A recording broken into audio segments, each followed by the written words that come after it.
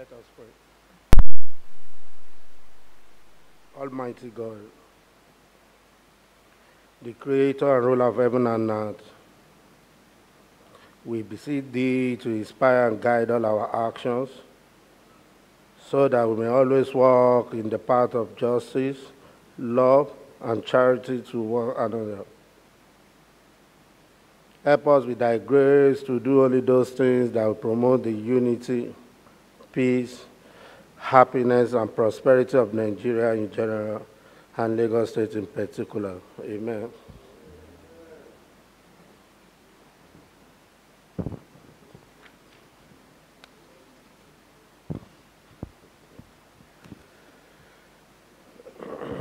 Good afternoon, distinguished colleagues.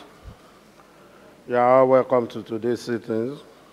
Let us go through the votes and proceedings of Monday, 17 August 2020.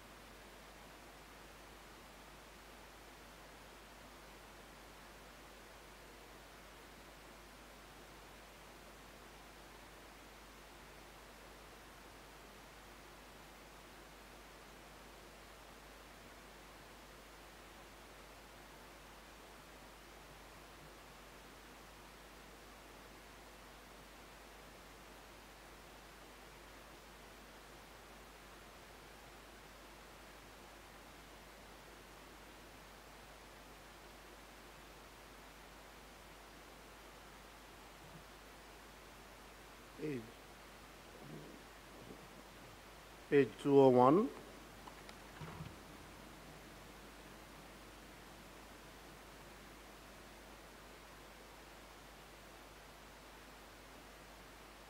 Page 202.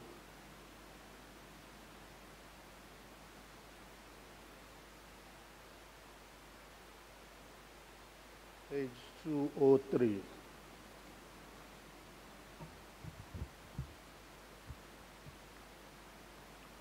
I have examined the votes and proceedings of Monday, 17 August 2020, and approval is here granted. Mr.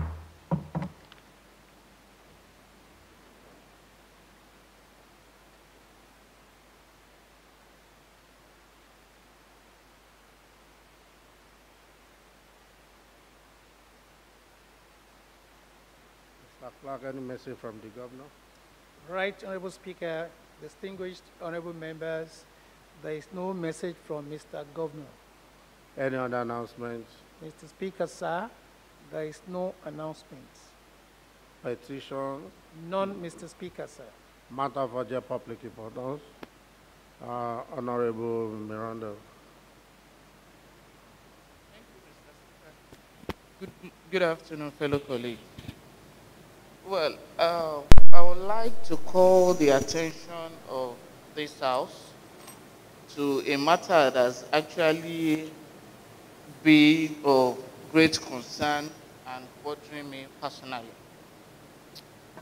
If we can remember, if you may recall, sir, in 2007, this House passed into law the bill on the establishment of Lagos State Security Trust Fund, The remarkable development was in consonance with the unrelenting efforts of this House, working in concert with government executive arm of the state government to equip and strengthen the security apparatus of the state. A development that was applauded by Lagosians who commended the efforts of Lagos state government for being responsive to the need to further enhance the security of lives and properties in the state. Sir, in 2015, if we can remember very well, 3 helicopters were bought under the immediate former governor, Mr. Akinwumi Ambode, to further strengthen security within the state. However, presently, I personally, and I don't know if other people would observe, that the whereabouts and location of the 3 helicopters are actually nowhere to be found. I don't know, because this period is a very sensitive period. At least if we can't get revenue into the coffers of the state, we should be able to save the little we have. Sir, I would want us to look at it, and probably if we can get the concerned parties, to tell this honorable House the location of the 3 helicopters. If it's somewhere, is it just lying down low there doing nothing? Or better still, if the state has entered into any agreement with an entity, we should know what is coming to the coffers of the state, and to what extent has the agreement been executed. So that's my suggestion and my prayer on the 3 helicopters that I think it's of great importance to Lagosian as a whole. So my little prayer is, if we can call the attention of the Chief of Staff to come and brief us, or a detailed information about the whereabouts of what we're actually talking about this morning. Thank you, sir. Honorable Low. Thank you, Mr. Speaker. I want to commend the Honorable Chief Whip. Mr. Speaker, I remember vividly that during the era of our Governor, Fashola, I was a member of this House, and we graciously approved the purchase of 2 helicopters. Number one, that was when Lagos State had issues about on security. Then in the course of our looking into their books, I remember vividly that the then commissioner told us that because of the need to generate additional revenue from that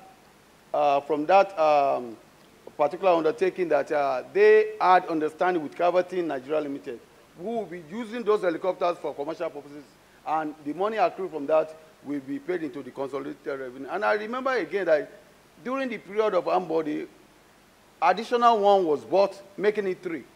Mr. Speaker, for the past 7-8 years, I've not seen in any of our books where any revenue accrued to the state was recorded. I think it's just beyond just calling the Chief of Staff.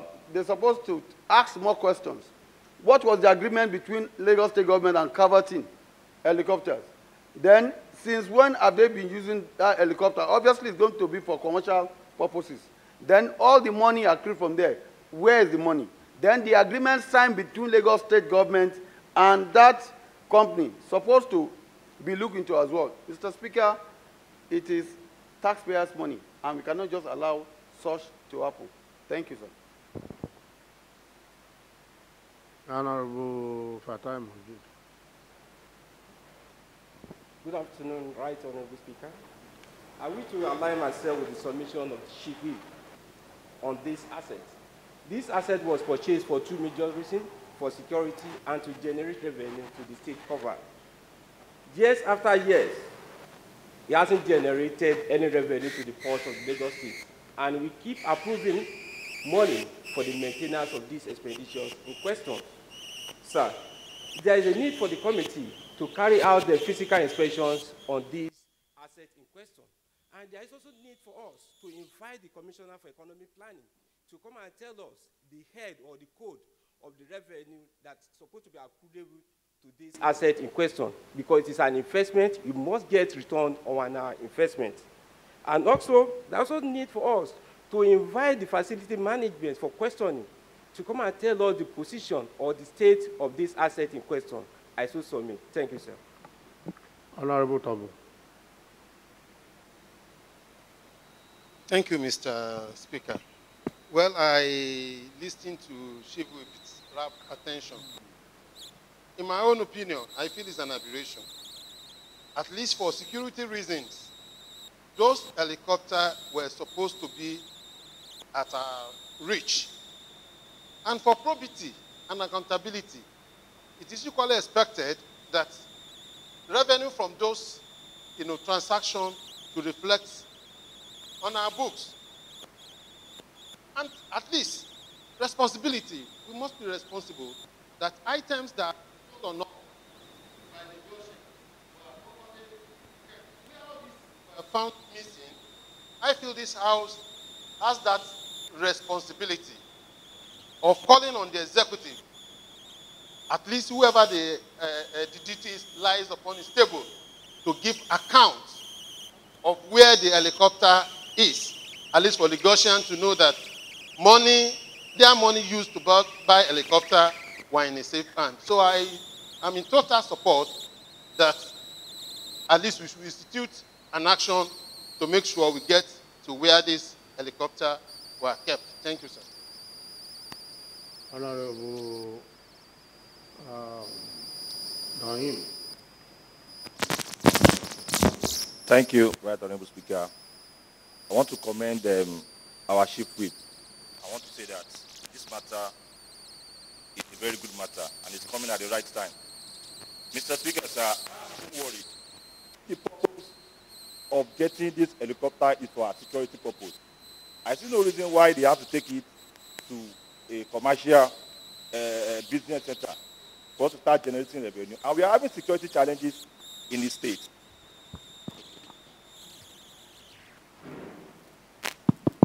Thank you, Mr. Speaker, sir. Like I was saying, I am even worried that if the purpose of buying this helicopter is for security reasons in the state, and I was listening to Honorable Fatai Mujib was saying that probably they've given it to another company, a commercial company. And he was even saying that this House of Assembly is even appropriating money for us to maintain that helicopter.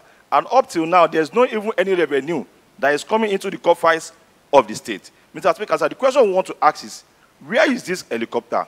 Where is it right now? It is not only the Chief of Staff that we are going to summon.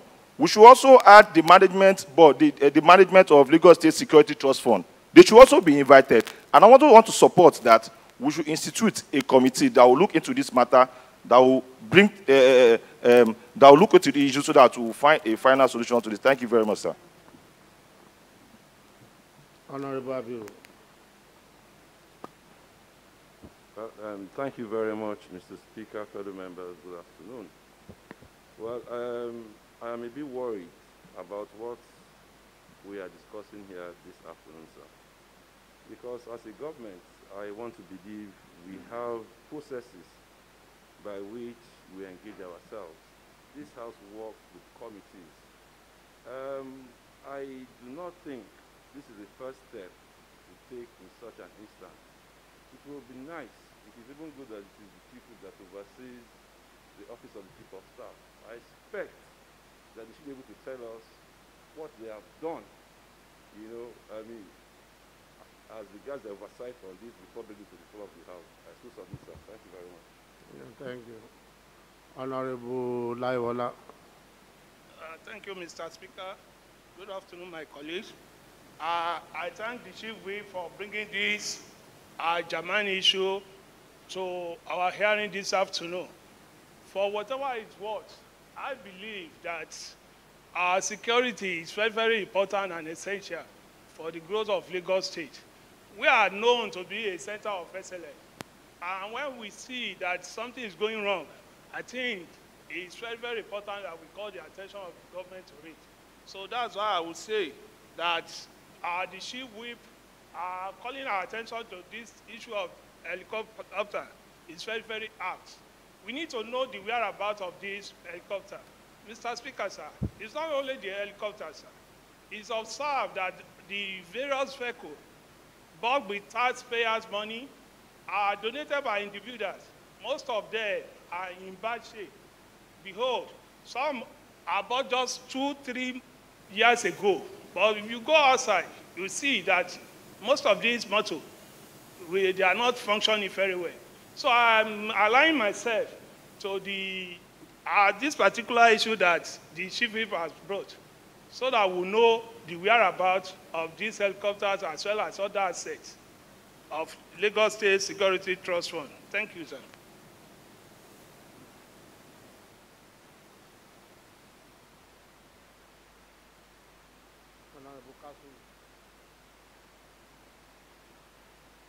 Thank you, Mr. Speaker.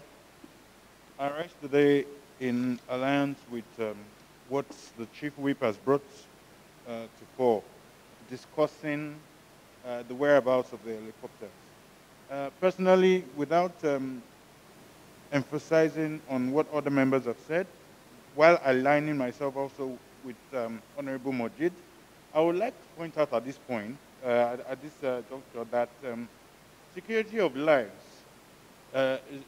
security is not just about securing lives. Security of property is also a necessity. And of course, this is a Lagos State government property, according to information of Honorable Lowo, has been given to Caverton Helicopters to manage.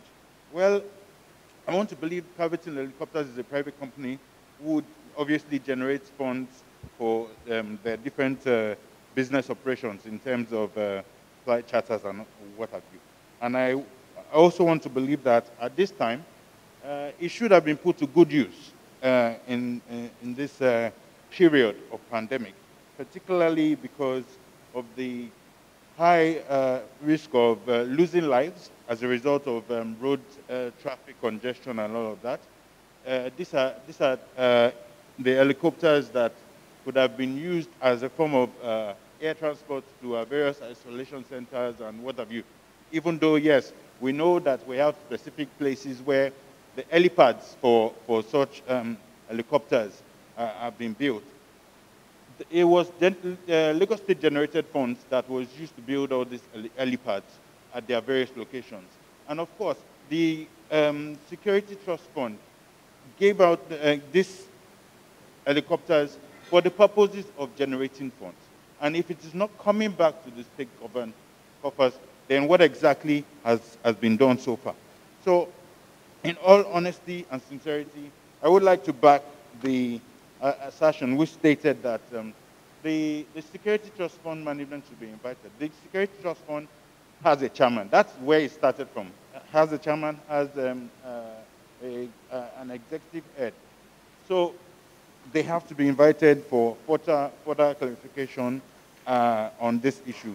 And thankfully, the Chief Whip is at the helm of affairs of things that have to do with such issues. And I know that she's going to probably do the needful.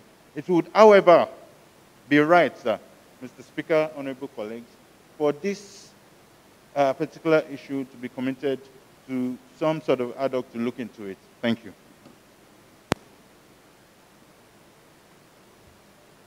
Honorable Akinsanya.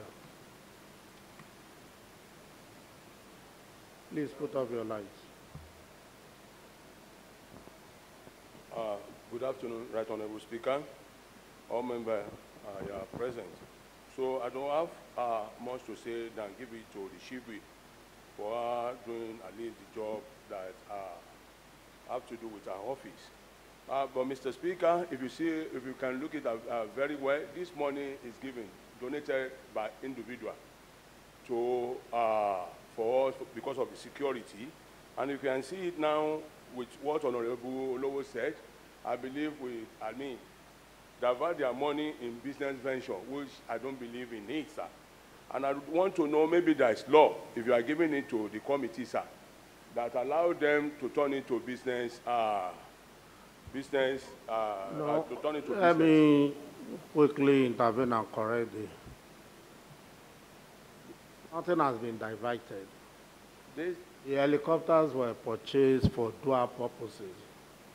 You know, to support security personnel and also to be used. It cannot be parked. When it's not being used, you cannot be parked just like a car.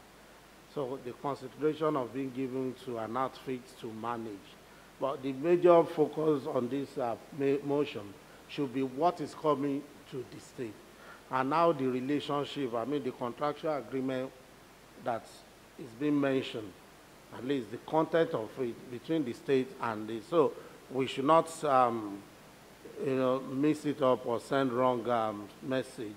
That's where it's mainly for security and it's being diverted for another, no. So we have to get it clear. Okay, thank you very much, Mr. Speaker. With that is why I said I want to know media law. Thank you, at least, for coming and with your explanation, sir. Mr. Speaker, but I haven't said that, sir, too. So we should now look for, we are the who are in charge of this, the helicopter, and now the chief whip. I want you to give it to her or another committee that they can check where the vehicle is and invite the necessary people that saddle with the responsibility. Thank you. I so submit, Mr. Speaker. Who has the light at the back? Yeah, Honorable. Good afternoon, Mr. Speaker and my colleagues. Let me first of all appreciate the majority, the chief whip, for bringing it this issue today. Believe me honestly, where a tax money being used to purchase an items or an asset precisely for the securities and to generate a revenue to the state is no way to be found. Even by going through the financial performance of the state, we could not trace anything, talk less of financial position of the state. It shows that the asset is on a woe. And on this, I think a lot of us have said a lot, and what we need to do is to do a thorough investigation in the sense that we must look at contractual agreement. How much are we going to be paid? And for the purpose of this helicopter is basically for a security issue. And we have a lot of issues relating to securities, and there's nothing in terms of these assets have done. And apart from that, we have, as I said earlier, is not, in terms of revenue, it's not showing at all in the financial performance. And looking at it, whether the asset is there or not, even it's not showing in the financial position, it shows that we need to do a thorough investigation. Thank you, Mr. Speaker. Honorable,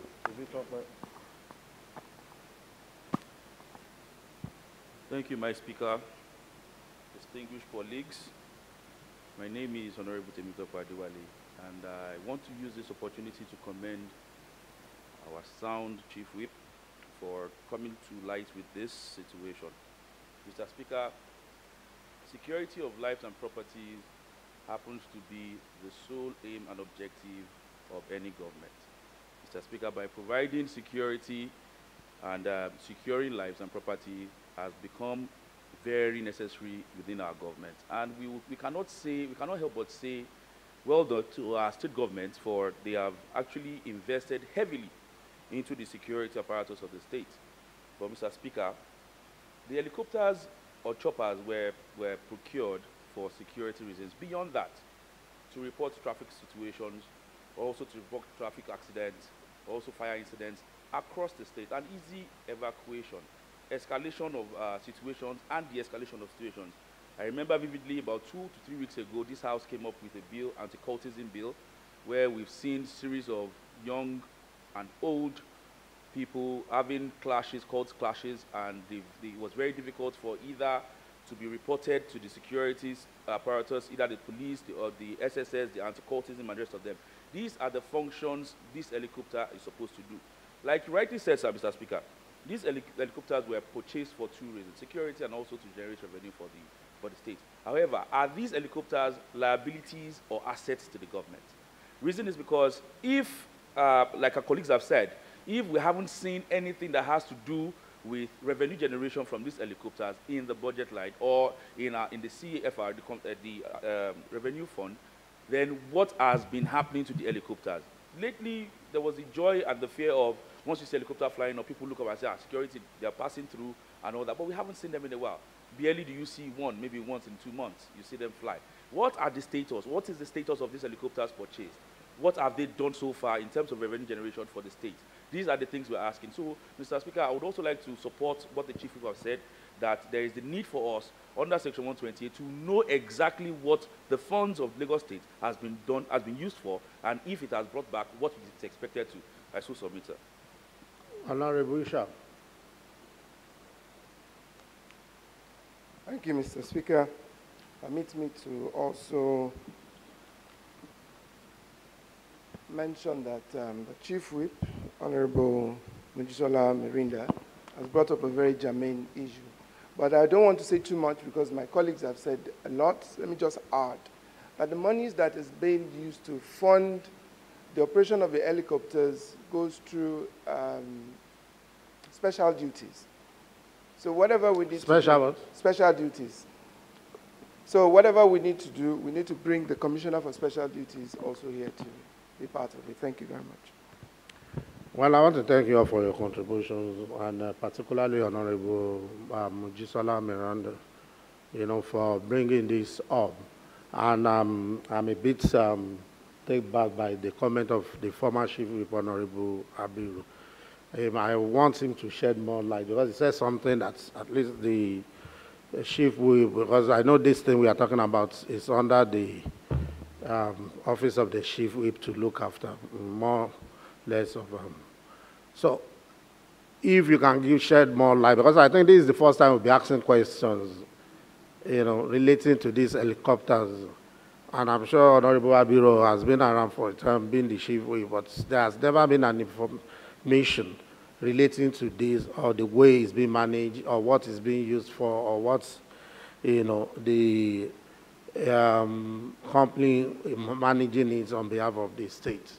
So if we have waited this long and somebody is coming up with this, I don't think we need, well, maybe I should hear from you if you want to shed more light to what you have said, Honorable Abiro.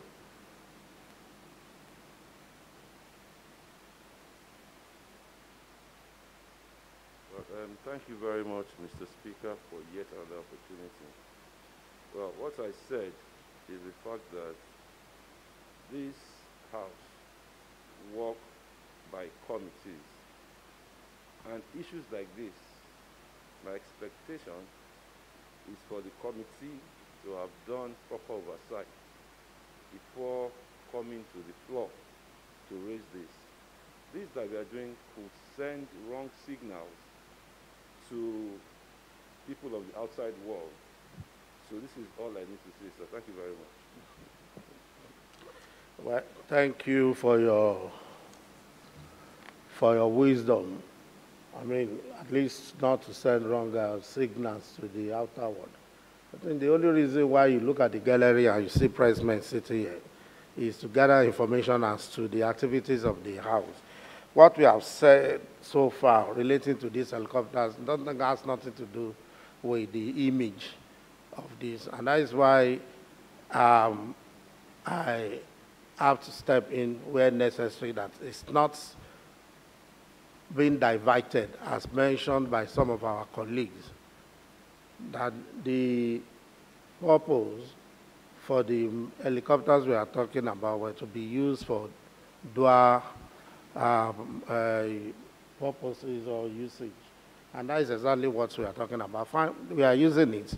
What are the condition of these helicopters.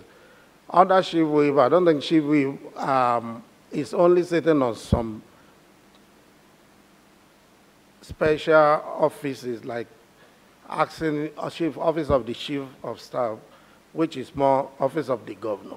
So having a committee to go finding out all this when there is no appropriate committee for such this except the office of the Chief of Staff. So all I'm saying in essence is that what the Chief Whip has done is not out of place to ask questions and to ask for more questions in respect of these helicopters. So the Chief Whip, can you come up again with your prayers in respect of this? Thank you, Mr. Speaker. Once again, my prayers are, one, the offices, MDAs involved, the offices or MDAs in charge of this should be written to, and we should know the agreement between the state government and this entity we're talking about, to explain to us why, fine for dual purposes, but why don't we have revenue coming in and we still have a line that pays for maintenance of this helicopter from the state government coffers. So I would like the House to call on the Chief of Staff, Office of the Chief of Staff, to explain better, and as well, Lagos State Security Trust Fund, Office of Ministry of Special Duties, and Economic Planning and Budget to come and explain to us on this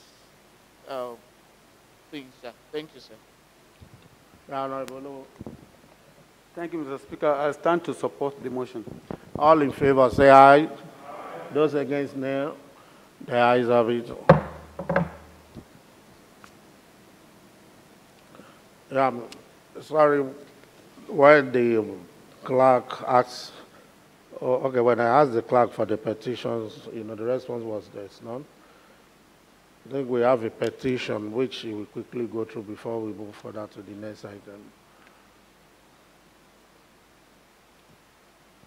Right, Honorable Speaker, distinguished honorable members, we have a petition from Mr. Wale Odeyemi, 69 Campbell Street, Lagos State, addressed to the Speaker, Lagos State House of Assembly, and it is titled, Petition Against the Unlawful Entry or Invasion of the Parcel of Land situated and being along White Sands Avenue via UPDC Estate Road, Corner Piece, Lekki, Lagos by Dipke Homes. With your kind permission, sir, I'll read. I, Mr. Wale Odeyemi, wish to bring to your notice the unlawful entry and invasion of a parcel of land in my care by Dipke Homes. The parcel of land is situated along White Sands Avenue via UPDC Estate Road, Corner Piece, Lekki, Lagos State.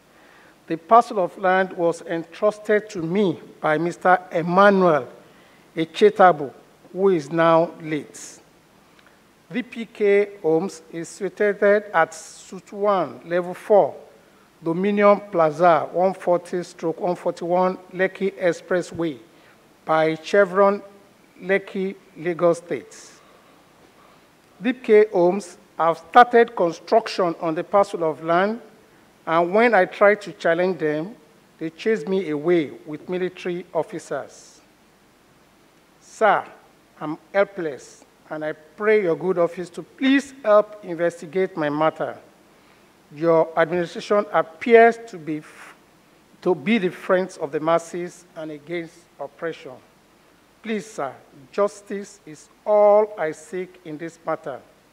We shall be looking forward to seeing your positive reaction toward this. Thanks. Yours faithfully, Wale Odeyemi. Thank you, sir.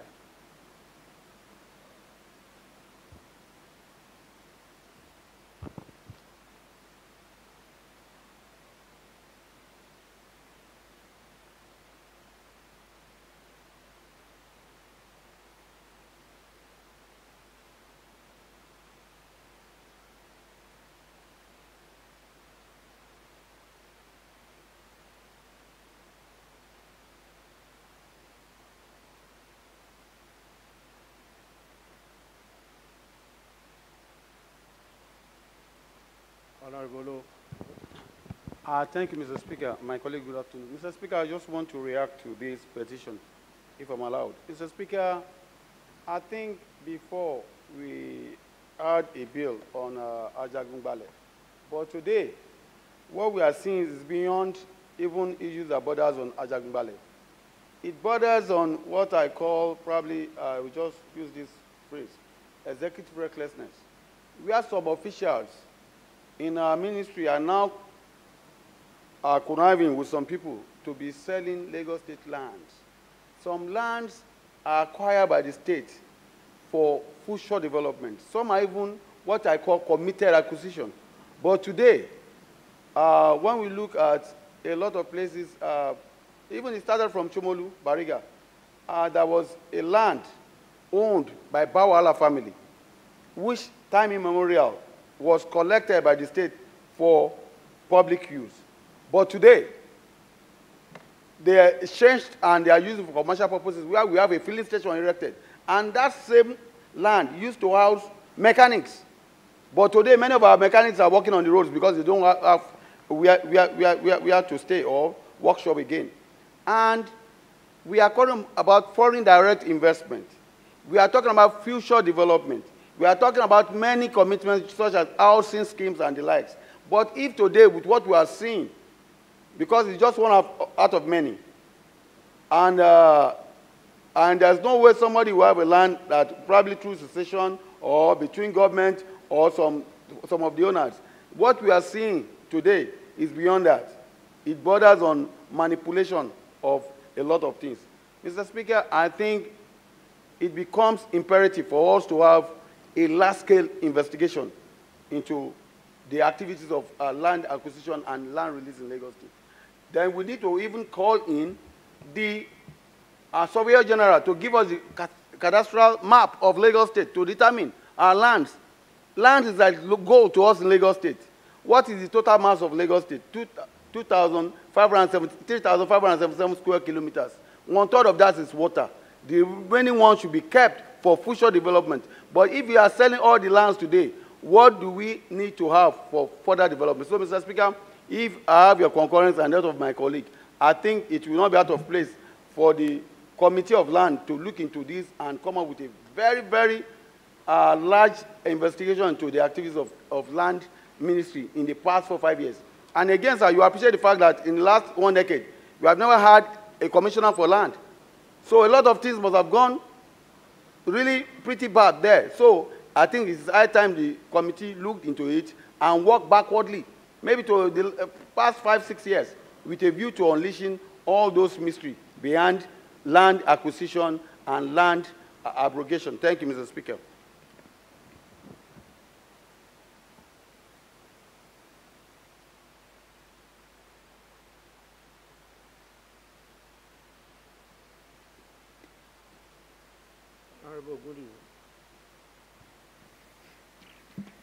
Thank you, Right Honorable Speaker. Well, I think we had a law on land grabber from this house. And there was a committee that was actually provided for in that law. The committee actually initially did a very marvelous job. And since that time, we've not been having so much from the committee in that aspect. There is need, even if we are treating this petition, we want the Committee on Land to look into that committee again so that they can be more empowered to be effective, so that this house too can have some respite and rest in this type of petition, because I think this is one that if we look into it, there are so many of such that will still be coming. So the committee should be made active again and updoing. Thank you, Right Honorable Speaker. Honorable Kaide Joseph. Thank you, the Right Honorable Speaker. I want to lend my voice to what Honorable Lowo just said. It is not about, in respect of that petition that the man wrote, the same thing applicable to most of the agric land. even they have an effrontery of demolishing state government properties. And like what he rightly said, the office of the Solicitor General needs to be invited by whosoever the committee that we are now going to, the committee that they are going to set up. Because most of these things, they always have an insider. They will be the one that will go and issue some fake papers for them. And those are the documents they are using to destroy the government's properties. We have it almost all over the agric land we have in the state. So I want the, I'm in support of what the Honorable Lowo said. Thank you, sir.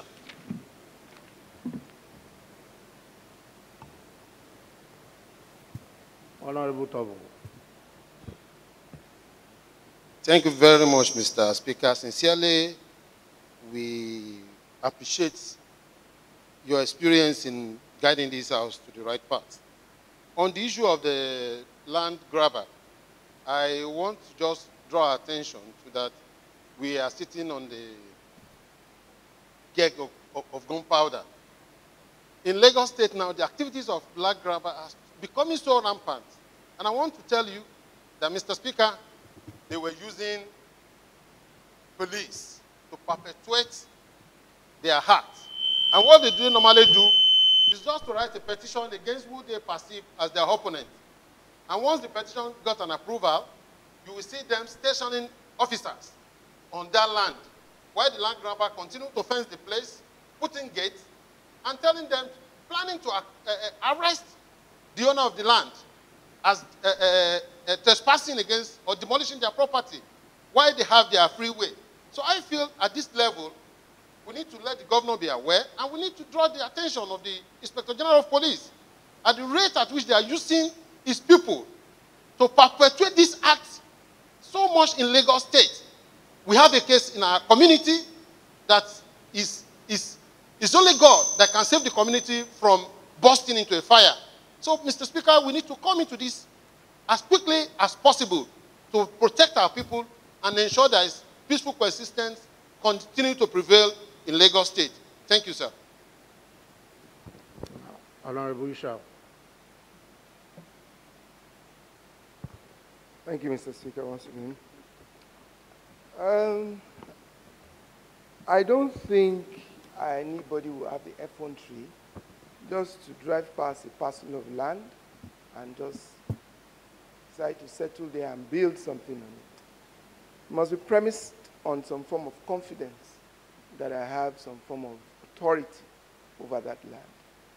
I'm sure the law enforcement agencies that they solicit, whether wrongly or rightly, to help them secure the land too, there must be something they show them. So I want to agree with Honorable Lowo in total that within our system, we must be having some of the officials that are giving these people documentation for them to lay claim to those properties. So the investigation that he has called for over the past decade, as the case may be, I think we should carry out that to see how we can retweak this environment. Because if you look at it, why is this gentleman writing us? The land grabber's law is there. If he's getting justice from there, he won't be here. He won't be writing the House of Assembly, and that is why painstakingly we made that law to resolve a lot of these issues. So if these issues are still coming up, the few that we've heard now, we need to look at it again with a view to maybe improving the law and investigating to ensure that this does not continue. Thank you. Majority Leader. Thank you, Mr. Speaker. I agree that the Land Protection Law, otherwise known as Law Against Ajagungbale, is not doing enough. But, Mr. Speaker, I just want to observe that the petition before us is very specific. And in any land dispute, identity of the land matters. We cannot go at large when the petition is talking about a specific land with specific status. Two different persons claiming it. If we want to go at large to the failure or otherwise of the Land Protection Bill, I think there are better ways we can come into it and look at the land bureau, land allocation in Lagos State, and the failure or otherwise of the land property protection bill. So, Mr. Speaker, what I'm trying to say is that to the extent that this petition is specific, we should deal with the specificity of the petition and not lump it with other issues that we may take separately and do holistic investigation. I agree with everything that has been said. A lot of impropriety is happening to land in Lagos State, and we need to investigate it. But this petition is specific, and we can only go to the specificity of the petition. That's my observation, Mr. Speaker. Honorable Makinde. Thank you very much, Mr. Speaker. I think the issue of land in Lagos State is not new, and I'm not seeing it to be an issue that we can solve over this period of time. But the major cause of this is the incoordination of the MDAs that are related to land.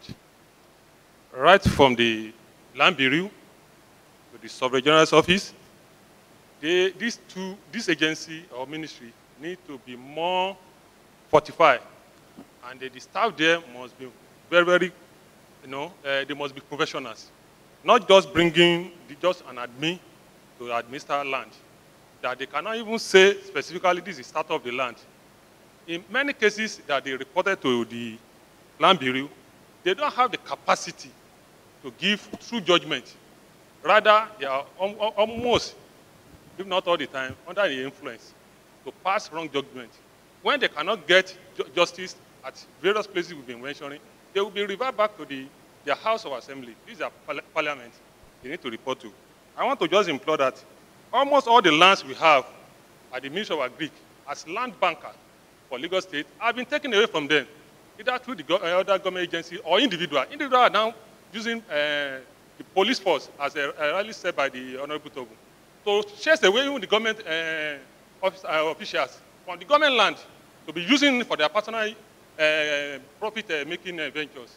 So we need to fortify the Land Bureau to be able to really do justice to all series of land disputes we've been having across the states. Thank you very much. Honorable Satonji. Thank you very much, the Right Honorable Speaker. I also want to commend your effort at the wisdom with which you are, managing issues in this House. Sir, I agree that this matter is very specific, but the Department of Lands have not been living up to expectation. For that reason, when opportunity comes like this, we want to try as much as possible to bring in issues that are relevant to it.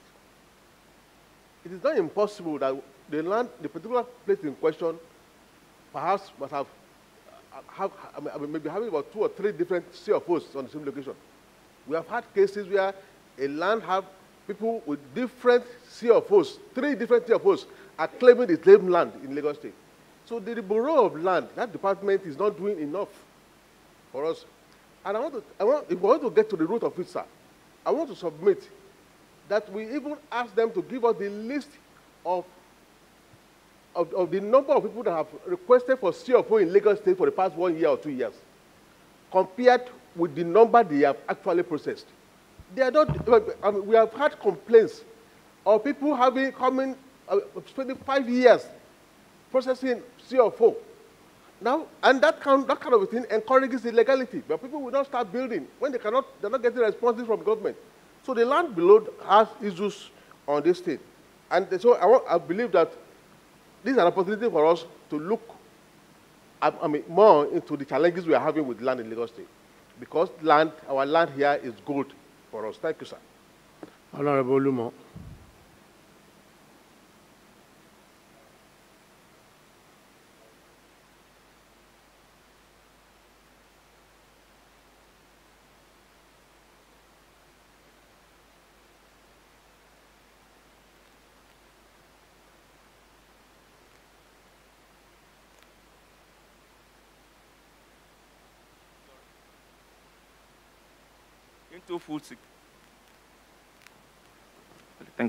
Into food security. About 2-3 days ago, I watched on the television, members of this parliament visited the Mota rice mill. It was a very proud thing, which I was very, very proud of. But where are the lands to plant rice? If all the lands that are reserved for agricultural purposes are being used, because we have a lot of it all around. The fear for me, as far as this investment is concerned, if care is not taken, we might be running out of it. For the fact that other people, other states are doing the same thing. So we don't expect people to bring rice paddy for us in Lagos. We need our land to farm and produce paddy for our rice. It's very, very fearful, sir. Sir, secondly, the flood bank had already been taken over by people to build house. I have such in my own particular area where water will always, when it's flooded. All these places are used for development without taking cognizance of the havoc this thing does to us as a people. So, Mr. Speaker, sir, I am in total support of Honorable Lowo's position that this very ugly incident, as I will put it, must be looked at, not for today, but for tomorrow. And we should look at it holistically. Though we have a petition that has propped up this discussion, but we must have a substructure and superstructure. The substructure is the petition. The superstructure is the holistic approach to this very, very issue. So I'm in total support of the motion. Thank you, Mr. Speaker. Honorable Kasum. Thank you, Mr. Speaker. Honorable colleagues. I'd like to start by saying that specific petition or not, I see it clearly as an opportunity to look holistically into the affairs of the Land Bureau in terms of land matters. Because as rightly put by a lot of honorable members here present, there's been a lot of activities going on in terms of allocation and all sorts of other issues. Sir, I can tell you all authoritatively and categorically that ever since my assumption as Chairman House Committee on Lands, I cannot tell you the number of calls that I have actually also personally received as regards issues with land matters and what have you. Sir, as you put it, there are other issues that are in tandem with some land activities. And I know that at the end of the day, we'll be able to resolve it. And I could assure you that we're definitely up to the task to look into these issues. Thank you. Well, this petition is hereby committed to House Committee on Lands and also to look at other related issues and to report back.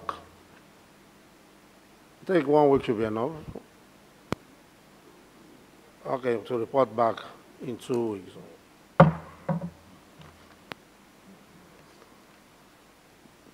Observations, sir. Personal explanations. Reports. No. Yeah, business of the day.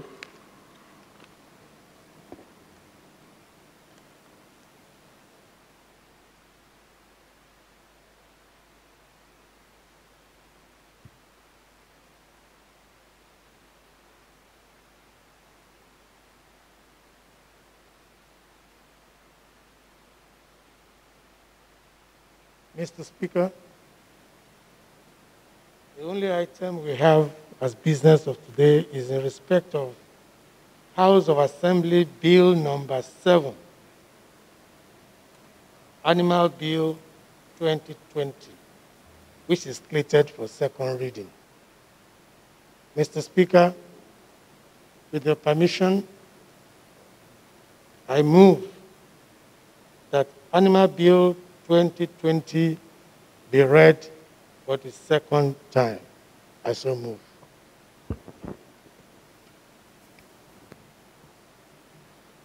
Honorable Tobo. Thank you, Mr. Speaker. I rise to second the motion as moved. All in favor say aye. Those against, nay. The ayes have it. Mr. Clerk. Right Honorable Speaker, distinguished honorable members, it is my honor to read for the second time a bill for a law to regulate the ownership, licensing, care and sale of pets, and prohibits or restricts persons from having custody of animals dangerous to the public, and where permitted, to license, control, and regulate the custody of such animals and for other connected purposes. Thank you, sir.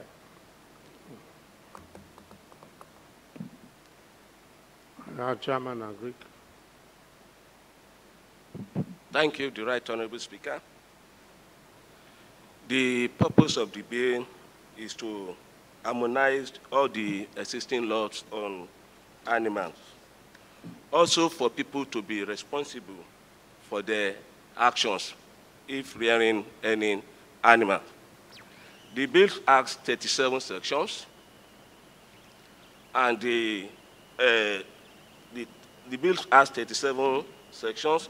Section 1 speaks on the prohibition on keeping animals without license. One of the advantages of that bill is that it gives room for decentralization. It means if you want to register, you can do that within your local council development area. The power has been ceded down to the local council development area instead of the state that is being the one saddled with the registration before. In section 5, we have the section of conditions for granting license. It gives rooms for those people that have an intention of rearing any animals that they can approach the local council development area for the license in as much as they meet up with the procedures. And the procedures were done that very, very easy for someone to get that license. And when you look at the section 33, it gives the power of the authority to make rules, which means that the ministry saddled with the power, it can make rules that if they believe that what we are doing is not even in contentment with what the state or what you collected the license for, they have the authority of withdrawing it. So, and on section 29, it has lots of, when it comes to the offenses, for those whosoever have any, that has any, committed any offenses in respect of this law, they will be charged. And one of the major advantage of this law is also section 13 that has to do with animal welfare. It means beating the animal.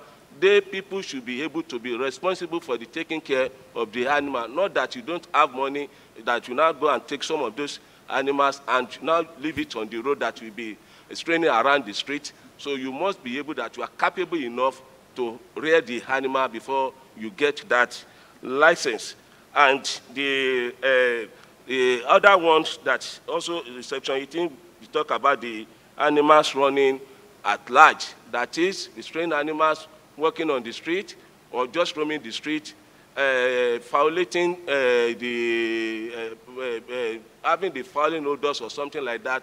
The bill will be able to checkmate all those ones. And it gives, in section 22, it gives power of liability of the owner of the animal. That is, if your animal committed any offense, as the owner of the animal, you are liable to the prosecution. And when you look at the section 35, it has a lot of interpretation for people to understand more about the law. Then it has some demerits that I believe that we can still look into when it comes to the committee, like the local government area that was saddled with the power to give the license. Do they have the capacity? For now, the veterinary doctors that we have them in just 20 local government, and we have 20 local government and 37 SCDA. So with all this, we believe when it comes to the committee, we'll be able to see what we can do. Do they have the workforce? Do they have the capacity to do this work? On Section 9, the renewal of license, it was written there that 12 months, that the license will just take for 12 months. I believe the 12 months is too small. The time it can be like 2 years or more of that. But I believe when the bill is committed to committee, we'll be able to see what we can do.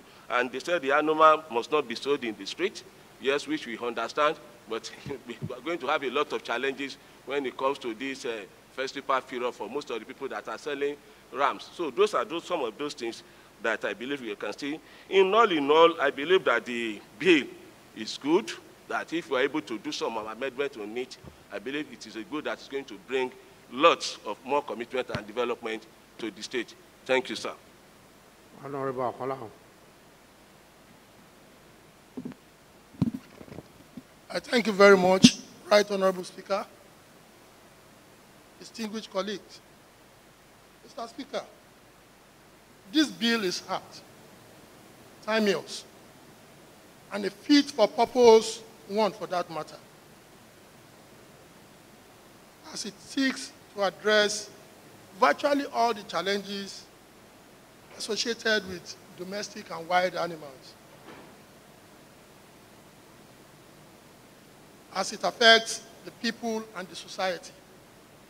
Mr. Speaker, I remember vividly, while I served this State of Excellence Special Advisor on Food Security, an incident happened in Ikorodu.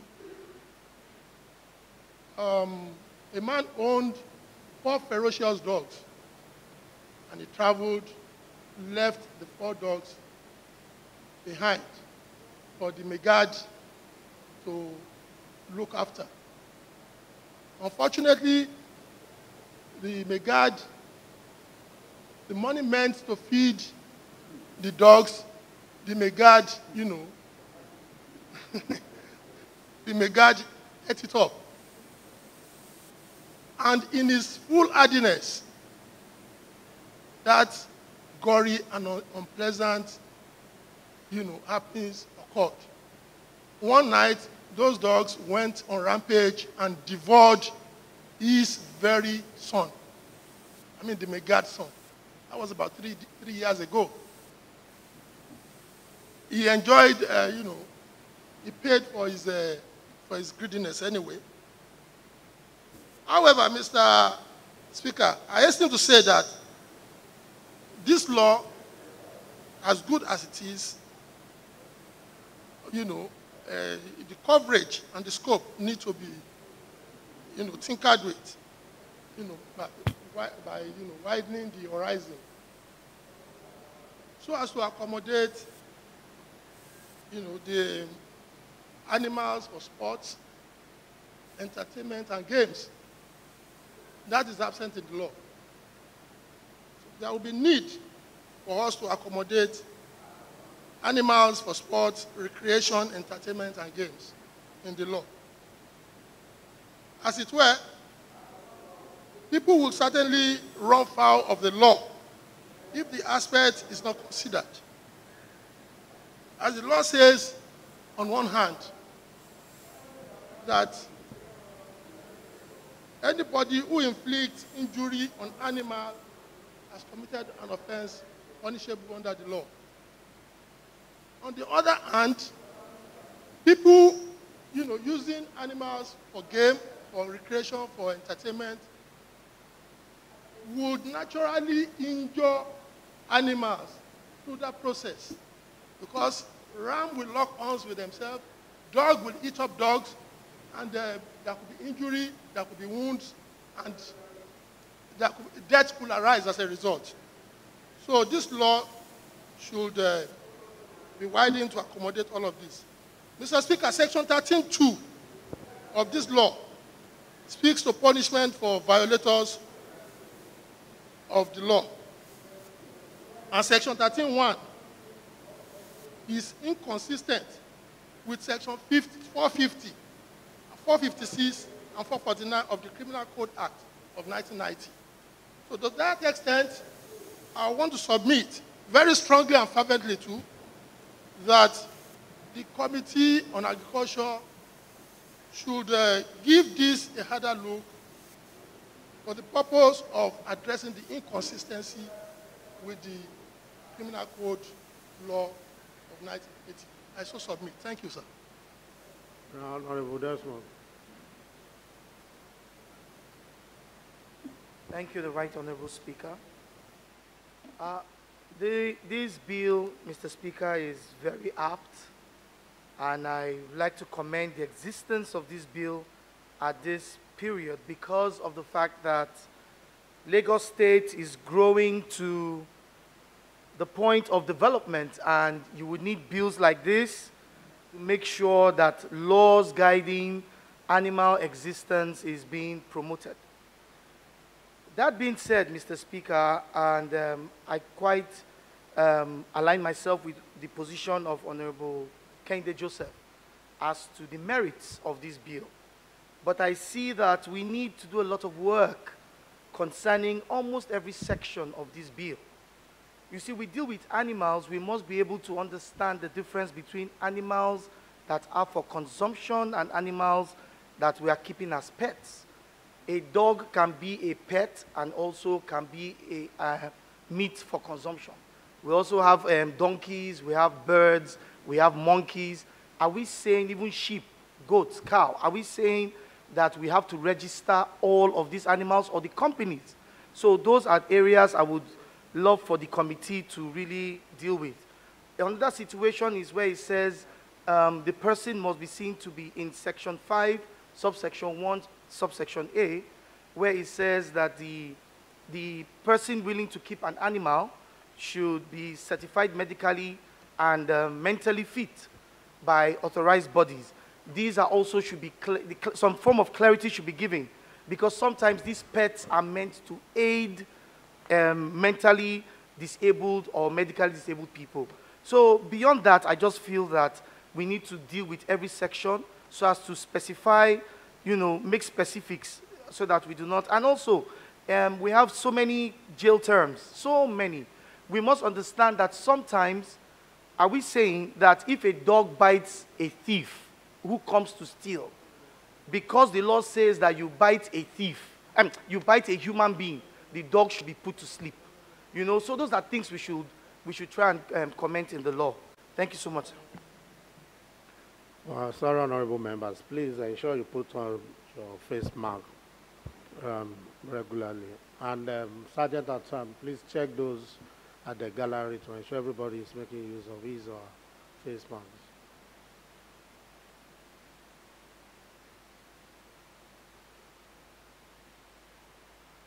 Honorable Isha.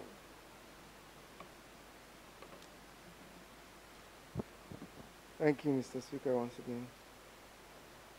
Well, I also feel that this bill is timely. It could be a bit behind time, but it's a good thing that we're looking at it right now.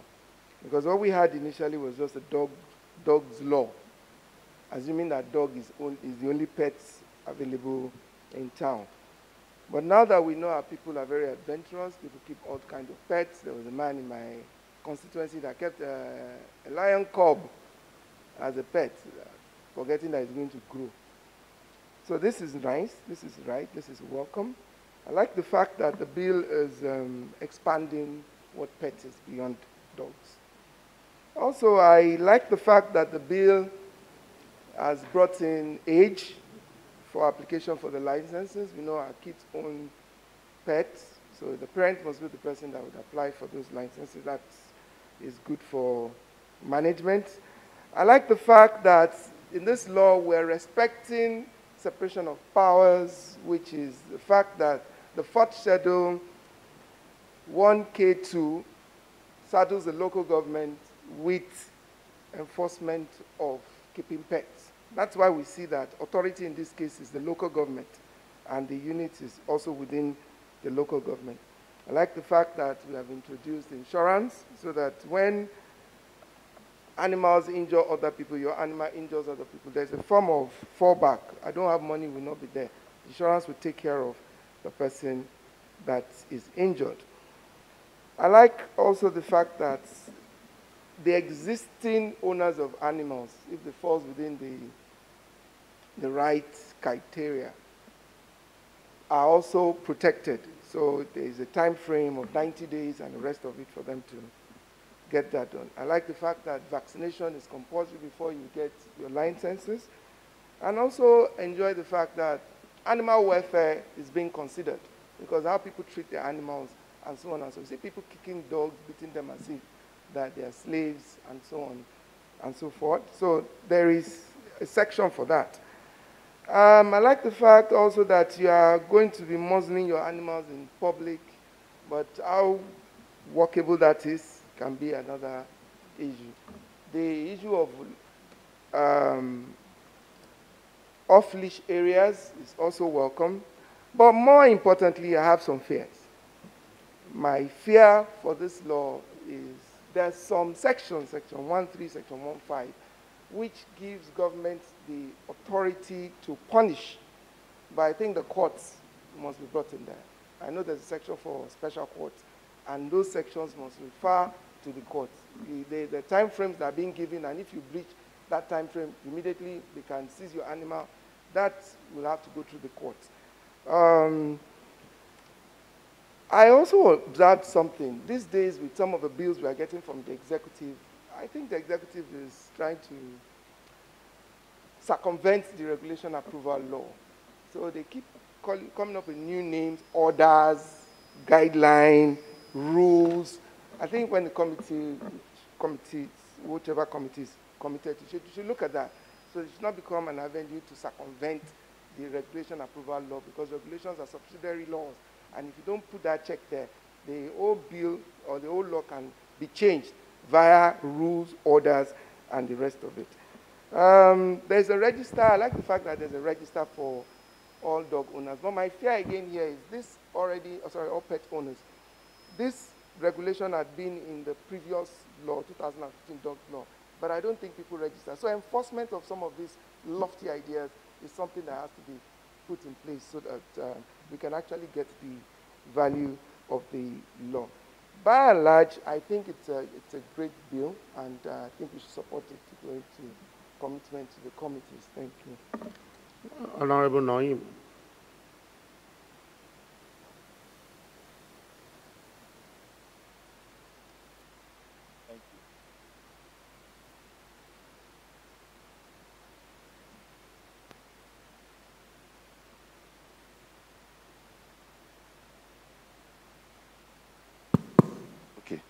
Thank you, Right Honorable Speaker. I want to say that this bill is apt and is coming at the right time. I want to say that this bill, when passed into law, is meant to regulate the activities of animals in the state. The indiscriminate handling of animals in the state is a matter of great concern to me, which calls for an urgent attention. Mr. Speaker, sir, reports have it that 18th November 2019, an Indian man without license brought in a 2-year-old lion, which he used as a guard in Victoria Island. It was Lagos State Task Force that went to that house to remove this 2-year-old lion. And unfortunately, we have a crèche school opposite this school that we are talking about.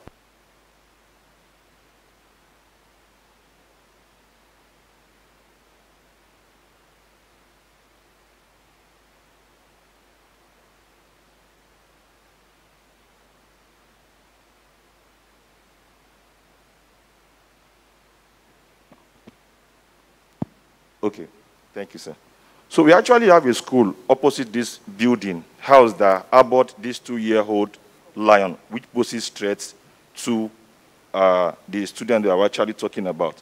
Now, another thing I want to talk about again is that there is a Sunday guidance of 15 January 2017, which reported that Lagosians are at risk of fatal dog attacks. Now, there were cases, 5 cases of dog attacks and 3 deaths in 2 years from dog rabies. The first one is August 2014. 2 young Nigerians, 21-year-old Aisha and 14-year-old James Musa, 30, living around Meron, were bitten by the same dog and died shortly from the rabies. Another one is a 45-year-old commercial driver, Akpomoshe, was attacked by 7 dogs in Aja, leaving him with multiple injuries. Another one is a 5-year-old which was bitten by a dog around Ajegunle and later died after the virus. Mr. Speaker, all I want to say that, well, this bill, when passed into law, it will give everybody that wants to have a dog within his compound to have a license. Just like you having a gun. When you want to have a gun in your house, you need to get a license.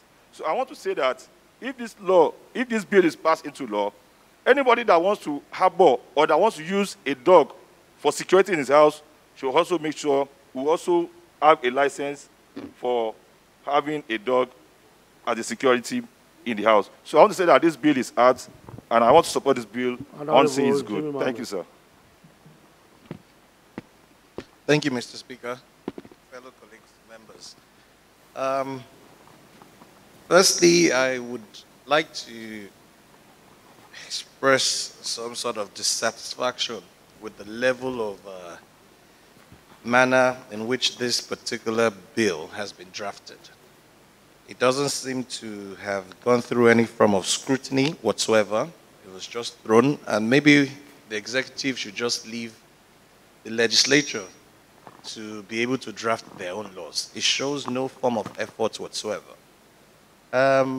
With interpretation section, who puts interpretation sections at the end of a bill? I mean, when this was given to us, we're meant to look at it and redraft. The long title and the short title does not reflect the intention of the particular bill itself. You call a bill animal bill. I mean, well, okay. Section by section, it doesn't distinguish as to whether it is a bill to regulate pets or even for rearing. Everything is put together as one. Whether you want to have a particular animal to be kept as a pet, it doesn't distinguish that. For people who want to rear it as well, it doesn't distinguish with that as well too. Also, certain sections, I see that the bill is more punitive than even going and addressing the context of it. You start a bill with saying what you'll be punished to do if you don't apply for the license, when you haven't even spoken about how to apply for the license in the first place. I think it needs a lot of work in, as much as I believe it's a very good intended bill, but I still think before things of this nature are thrown through to us, there should be a level of scrutiny in terms of what has been drafted before we take these bills. Thank you, Mr. Speaker. Honorable Low. Thank you, Mr. Speaker. My colleagues, once again, good afternoon. Mr. Speaker, this bill is very good for Lagos of today and tomorrow. We all know that many people rear animals, but they don't have money to feed themselves, let alone feeding the animal. People will rear animals and they will be defecating on the roads. Lagos of today is Lagos that I think supposed to be a state of excellence. Mr. Speaker, the bills talk again about the need to take care of the animals in such a responsible manner.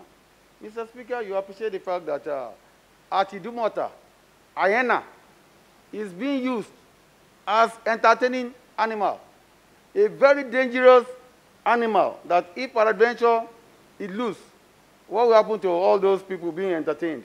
And we all know that apart from that, there are some dogs that ordinarily supposed not to be used as a guide. When you look at dogs like Boabu, Pit Bull, Rottweiler, and some people don't know the type of species of dogs they can use, so they will just buy anything. So if you buy a very dangerous animal, I think it's supposed to go through the licensing procedure before you can keep it in your house. This bill is very good, but the scope is not wide enough. When you say the licensing authority should be local government, and if peradventure a dog, let's say a dog, strays, where do you keep it? Have we made provision for infrastructure to take care of all those infractions? Secondly, the bill did not talk about if peradventure I am selling dogs. I should have separate and category of license as against somebody just keeping his dogs. Again, in the bill, you talked about if you are licensed in a particular local government and you change your address, then you need to now go and renew that license. No, I think the license suffices. Just like when you have a driving license and you change your abode, you don't need to change that driving license. I think it's a very good bill, and I think it is good enough to be committed to the Committee on Agric, but they need to do a thorough job for us to see the reality which we expect. Thank you, Mr. Speaker. Honorable Setanji. Thank you, sir. Once again, this bill is a very good one, because I have personally experienced a situation whereby somebody had a private or registered zoo, and we went there. We saw in Lagos here on the way to Ikorodu, we saw cheetah. He was keeping the cheetah and the fox in different, and some other animals. But these are dangerous animals. And we went there for something else, but at the end of the day, we ended seeing a zoo in a private house with such a wild animal. So this bill will take good care of such. But I want us to look at another area which has to do with humane slaughter of animals. Because even though, apart from the religious aspect of it, we have seen a situation whereby somebody caged a dog, and they were hammering that dog with mortar until he died. I think short bills, this is inhuman, or it's not good enough, because according to the rule 6 of Boy Scouts, it says that you should be kind to animals. I think if you want to even kill an animal, you have to treat it kindly. And the other aspect that I saw that I think is also very important, it has to do with the licensing of annual licensing. Even though there could be, some regulations that will ensure that you have, they monitor your animal, but the license, once you have a license and they have taken the necessary steps to give it to you, it should endure for a while instead of just coming back to you on an annual basis. That's my little contribution, sir. Honorable Nureino. Thank you once again, Right Honorable Speaker. I will not repeat what all my colleagues have said. I just want us to know this is a good bill. But this local dog, I just want to talk about it. Some people are eating, they used to eat this local dog, and you tell them to pay to license it. Is it after eating or what? So I just want us to look at that very well, because some people are eating dogs. So let's just say all dog is a dog. At the same time, they are using it for security as well, sir. It's not a toothless dog. So we should look at that. So the committee member, I just want you to know that when committed to the committee. Thank you, Right Honorable Speaker. Yeah, Honorable Tobu.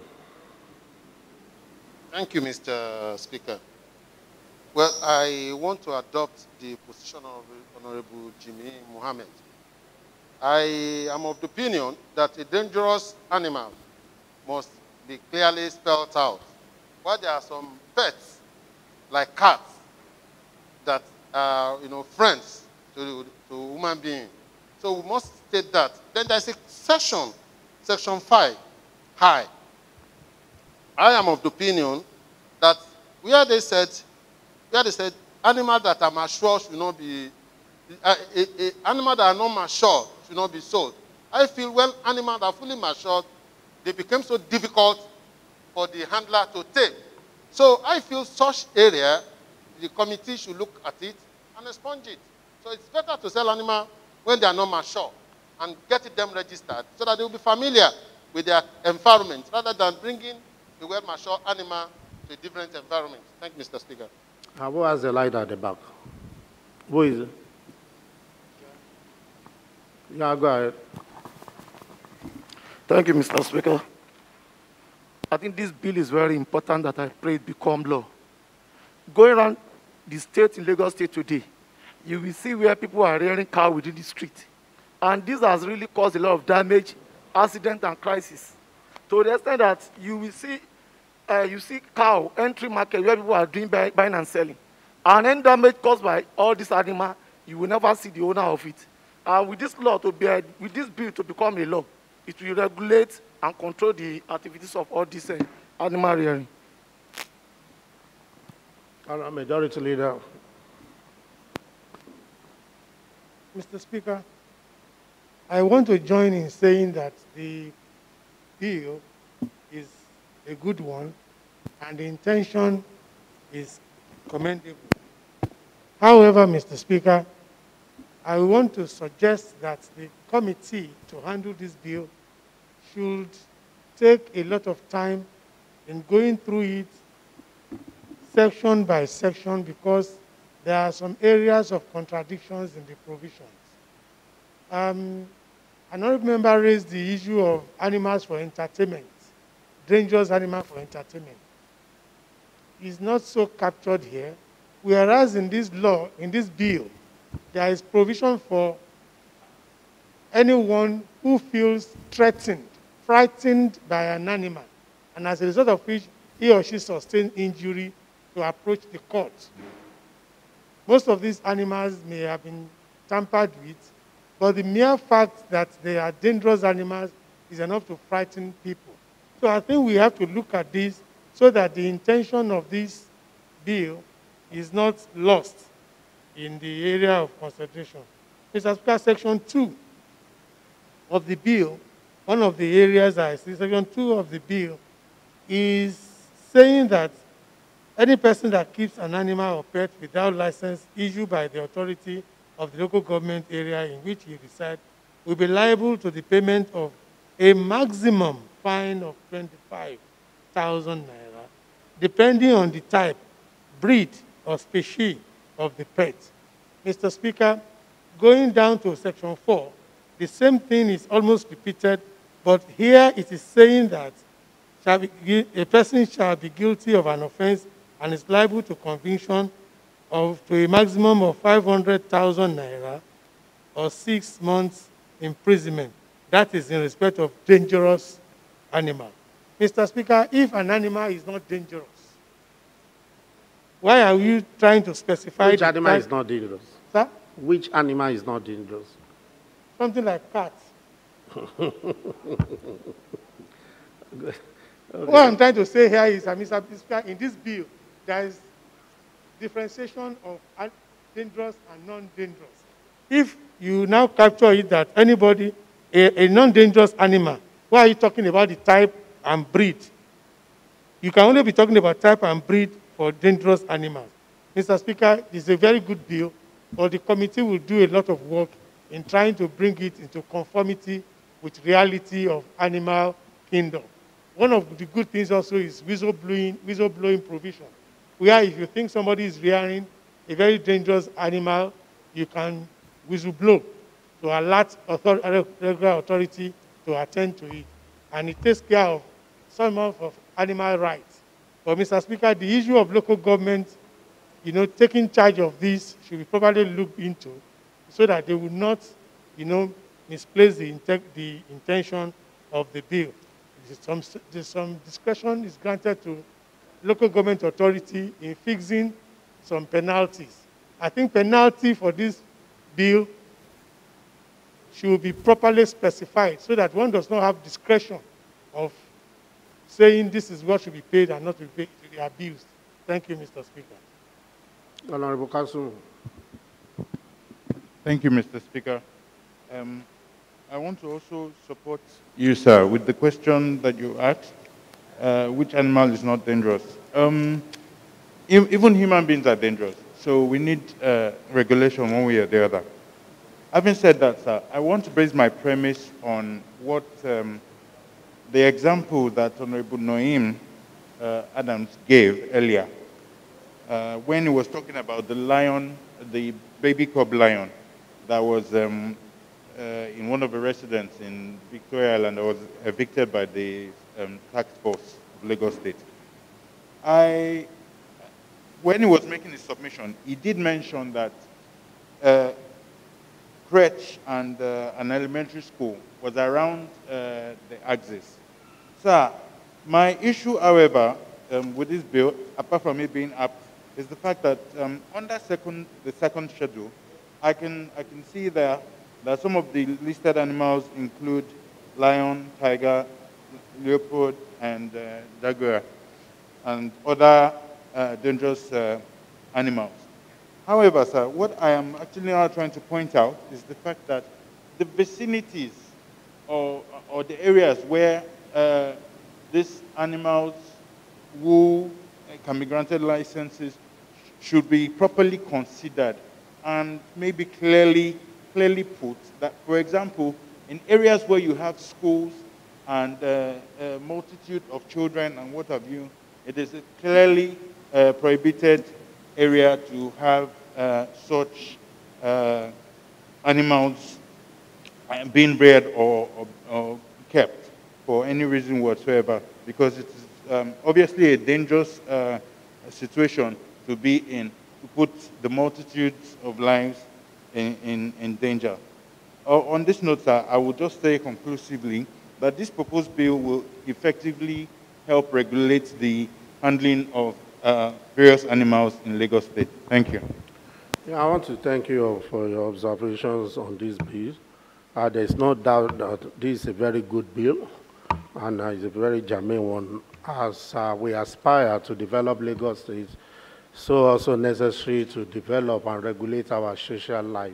And I think this is what the bill is all about, the way and manner with which our people handle animal of whatever type you want to talk about.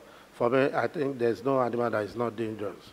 So it's just for you to pray not to be attacked by any. Even cats are mentioned by majority leader. The cat on its own is a dangerous animal. So, but what I think we need to do is to look at the bill critically by the through the committee. I think there are some provisions here that we need to look at and consider the social life of our people. You know, like we have some worshippers or good worshippers who use dog as a sacrificial animal, and some of us who are Muslim during Eid, we also use rams and also. So we must address this area in such manner that it would not create,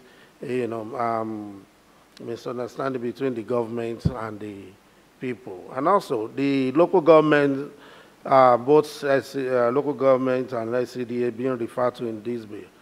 For me, I observe that they lack facility to perform the function, being given to them by this bill. So it is necessary that the bill should create an agency at the state level, to work with the local government so that we can get this thing done in a proper way. Likewise, facilities. I don't think any local government has that financial muscle to create facility to manage the regulation of animals in our society, and the need for the state to also partner through the centralized agency that will coordinate and manage, coordinate and regulate the activities of animals or animal owners in our state. There's also a section that says when an animal is being impounded, that the need for the local government to go to court to seek clearance before such animals is being sold. I don't think that is proper, because you will keep more burden on the courts that we are complaining. Except we are going to create a court that will see to the issue of animals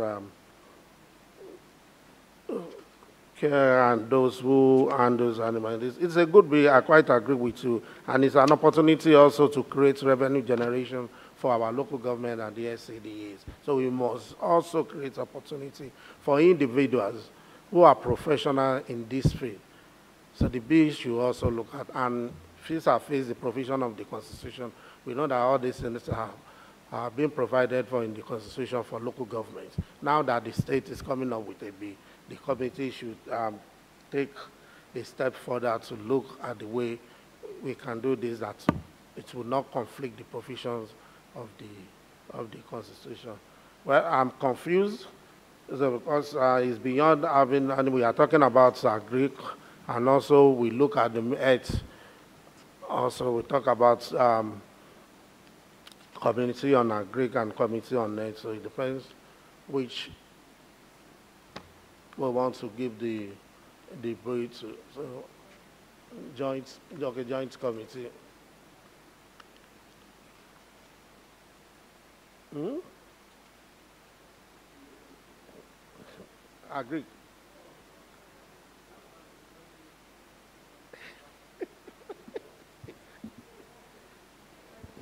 Energy.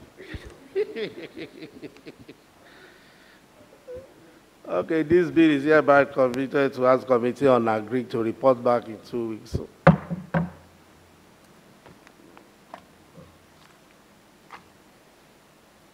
Yeah, majority leader.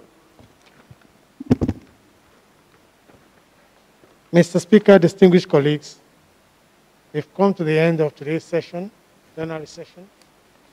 And with the approval of the Right Honorable Speaker, I wish to move that the House adjourns till Monday, the 31st day of this month at 12 noon.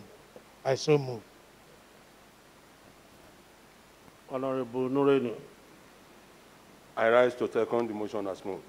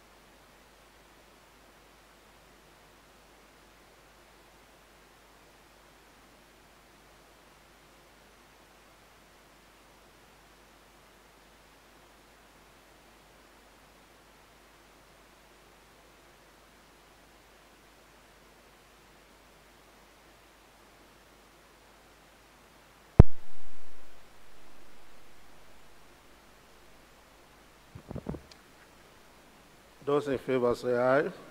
Those against nay. The ayes have it. This House stands adjourned to Monday, 31st September 2020 at 12 noon. I rise.